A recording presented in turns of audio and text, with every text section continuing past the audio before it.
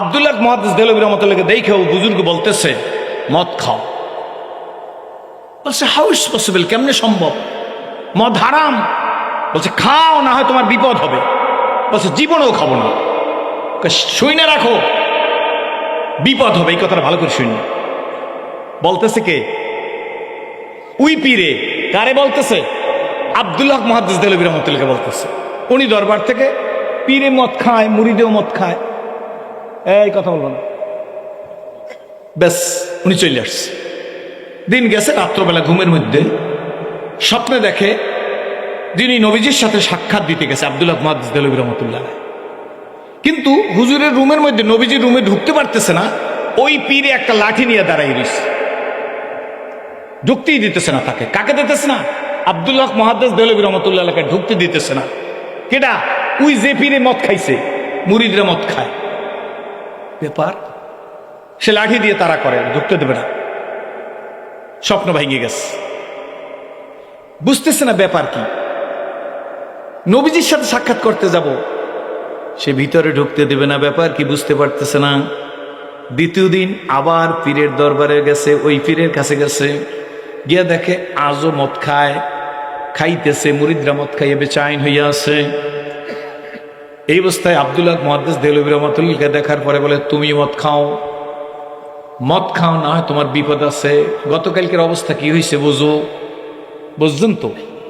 আমরা হইলে তো 100 মুরিদ হইতাম, বউ মাইপুয়া সহ। গতকালকের কি অবস্থা মজা বুঝছো? মানে নবীজির কাছে ঢুকতে পারো না আমার কারণে, আমি তো ঢুকতে দেই নাই। ভালো করে শুনেন, একটা কথাও কাজে লেগে যেতে পারে। মদ খাওয়া বলে মদ হারাম, জীবনে আমি খাবো না। আব্দুল্লাহ মুহাদ্দিস দেহলভী রহমাতুল্লাহ, সারা দুনিয়া বাজার হয়ে যাবে আমার হক্কানি পীর আল্লামা রেজাউল করিম পীর সাহেব চেয়ারম্যানে যা বলবে তাই মানবো, তাতে এমপি আর মন্ত্রী হওয়া লাগবে না। কারা রাজি? 2 হাত জায়গায় দেখাও, 2 হাত জায়গায় দেখাও মিয়া, সারা দুনিয়া বাজার। কি বলেন, ঠিক নেব? ঠিক।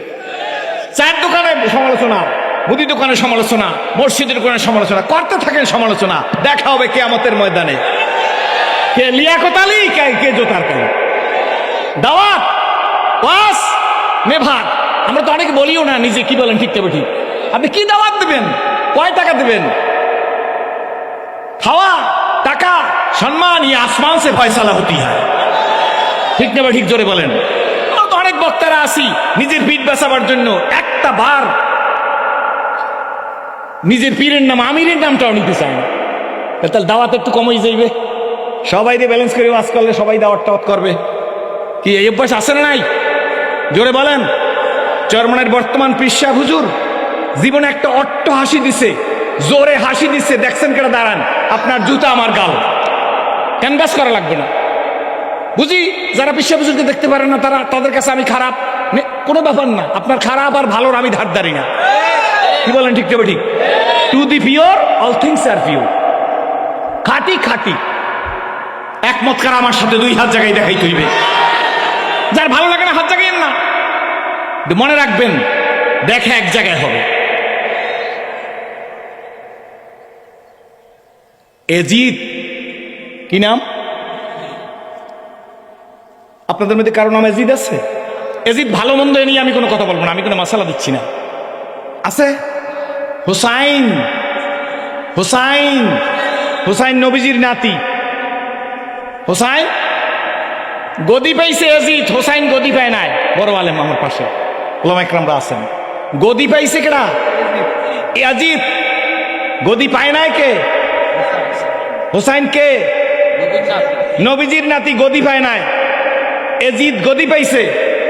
কিয়ামত পর্যন্ত কোন সন্তানের নাম বাপে এজিদ রাখবে না, কিন্তু হোসাইন নামের লোক এখানেও 2 সের জন্য থাকতে পারে না। ক্লিয়ার কথা বুঝতে পারছেন নি হুজুর? ইয়াজিদ কি পাইছে? গদি পাইলে সম্মানিত হয়, ঠিক না? গদি পাইলেই তো আমরা সম্মান মনে করি, কিন্তু হোসাইন গদি পায় নাই। নবীর নাতি গদি পায় নাই, এজিদ গদি পাইছে। কিয়ামত পর্যন্ত কোন বাপ তার সন্তানের নাম এজিদ রাখবে না, কিন্তু হোসাইন নামে কিয়ামত পর্যন্ত লোক চলবে। তাহলে বোঝা গেল গদি পাইলেই সম্মানিত হয় না, গদি না পাইলেও সম্মানিত হওয়া যায়। কোন প্রসঙ্গে কি বলতেছি আমি জানি না, বইলে ফেলাইছি। দ্বিতীয় দিন গেছে, আব্দুল হক মুহাদ্দিস দেলভী রহমতুল্লাহ আলাইহি বলে মদ হারাম, খাবই না, চলে গেছে। দ্বিতীয় দিন রাতে আব্দুল হক মুহাদ্দিস দেলভী রহমতুল্লাহ স্বপ্নে দেখেন তিনি নবীজির সাথে সাক্ষাৎ করার জন্য ঢুকতে চাইতেছেন, কিন্তু ওই পীর লাঠি নিয়ে দাঁড়াই আছে। স্বপ্ন ভেঙে গেছে, ব্যাপার কিছু বুঝি না। তৃতীয় দিন আব্দুল হক মুহাদ্দিস দেলভী রহমতুল্লাহ আলাইহি সারাদিন চিন্তা করতেছে, রাত্রে ঘুমিয়ে গেছে, কি হলো বুঝতে পারতেছি না। শরীয়তরা মুকদ্দম দ্বারা কুনু মারেফাতা শরীয়ত কা নিস্তে বেরু। তৃতীয় দিন রাতে আব্দুল হক মুহাদ্দিস দেলভী রাহমাতুল্লাহ আলাইহি স্বপ্নে দেখেন নবীজি ভিতরে কামরার মধ্যে, আব্দুল হক মুহাদ্দিস দেলভী রাহমাতুল্লাহ আলাইহি কামরার মধ্যে ঢুকবেন। কোন দিন? তৃতীয় দিন। কিন্তু ওই পীর লাঠি নিয়ে আব্দুল হক মুহাদ্দিস দেলভী রাহমাতুল্লাহ আলাইহিকে ঢুকতে দিতেছে না। নবীজি সাহাবীদের সাথে কথা বলতেছে, স্বপ্নের মধ্যে আব্দুল হক মুহাদ্দিস দেলভী রাহমাতুল্লাহ আলাইহি শুনতেছে নবীজির কণ্ঠ। হঠাৎ করে নবীজি বলতেছে স্বপ্নের মধ্যে, বলো ব্যাপার কি? দৈনিক তো প্রায় তো আব্দুল হক মুহাদ্দিস দেলভীর সাথে সাক্ষাৎ হয়, কিন্তু আব্দুল হক আজকের এই 3 দিন পর্যন্ত আমার সাথে কেন সাক্ষাৎ করে না? আল্লাহু আকবার। আব্দুল হক মুহাদ্দিস দেলভী রাহমাতুল্লাহ আলাইহি গেটে বসে শুনতে পারছেন, নবীজির কণ্ঠ শুনতে পারছে। তারা তো সেই মাকামের মানুষ, দূর থেকে চিল্লায় বলে, ইয়া রাসূলুল্লাহ, ইয়া হাবিবাল্লাহ, নবী গো, আমি তো দৈনিক আসি, কিন্তু এই লোকটা আমাকে ঢুকতে দেয় না। লোকটা কেডা বুঝছেন তো? আমাকে ঢুকতে দেয় না, ভণ্ড, আমাকে ঢুকতে দিতেছে না। আল্লাহ নবী ডাক দিয়া কয়, কুকুরটাকে তাড়িয়ে দাও। আল্লাহু আকবার। নবী ভিতর থেকে বলছে, এই আব্দুল্লাহকে ঢুকতে দেয় না, এই কুকুরটাকে তাড়িয়ে দাও। সঙ্গে সঙ্গে দেখে ওই লোকটা একটা কুকুর হয়ে দৌড়িয়ে চলে গেছে। আব্দুল হক মুহাদ্দিস দেলভী রাহমাতুল্লাহ আলাইহির ঘুম ভেঙে গেছে। নিজে জ্ঞানী মানুষ, মুহাদ্দিস মানুষ, বুঝতে পারছে। পরদিন সকালবেলা এশাকের বাদে ওই পীরের খানকায় চলে গেছে। গিয়া দেখে মুরিদরে বসা, বিমর স্বভাব। সকাল 8টা-9টা হয়ে গেছে, এখনো পীর সাহেব ঘর থেকে বের হইতেছে না। মুরিদের কাছে জিজ্ঞেস করে, পীর সাহেব কি বের হইছে? কয় না, অপেক্ষা করো, কোনো সমস্যা না, স্বাস্থ্য খারাপ। 9টা বেজে গেছে, 10টা বেজে গেছে, এখনো বের হয় না। লোকেরা বলে, ব্যাপার কি? আব্দুল হক মুহাদ্দিস দেলভী রাহমাতুল্লাহ আলাইহি বলে, তাহলে ভিতরে ঢোকো। কয়, হুজুর তাই করতে হবে। সবাই মিলে ঢুকছে, দেখে হুজুরের কামরা ভিতর দিয়ে বন্ধ করা। মনোযোগ আছে?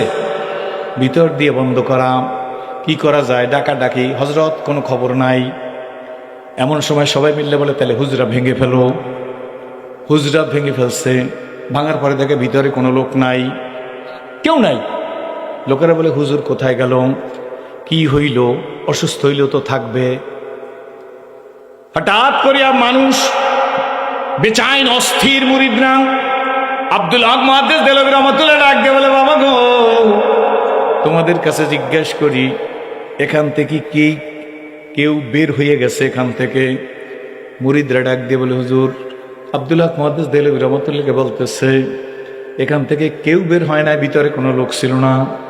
তবে আমরা দেখছি কিছুক্ষণ আগে, অনেক আগে দেখছি, মনে হয় একটা কুকুর ভিতরে ঢুকছিল, সেই কুকুরটা ভিতর থেকে নাইমে গেছে।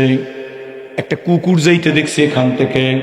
আব্দুল হক মুহাদ্দিস দেলভী রাহমাতুল্লাহ বুঝে ফেলাইছে, এবার বুঝে ফেলাইছি, আল্লাহ নবী যারে কুকুর বলছে, সে দুনিয়ায়ও কুকুর, আখেরাতেও কুকুর, হাসরেও কুকুর, মিজানেও কুকুর, কৌশরাতেও কুকুর। নবী বলছে কুকুরটাকে তাড়িয়ে দাও, কুকুর চলে গেছে, মানুষ ছিল না। বন্ধুরা, আফসোস, আপনাদেরকে দেখে ইসলাম কবুল করেছি। মনোযোগ দিয়ে শোনেন।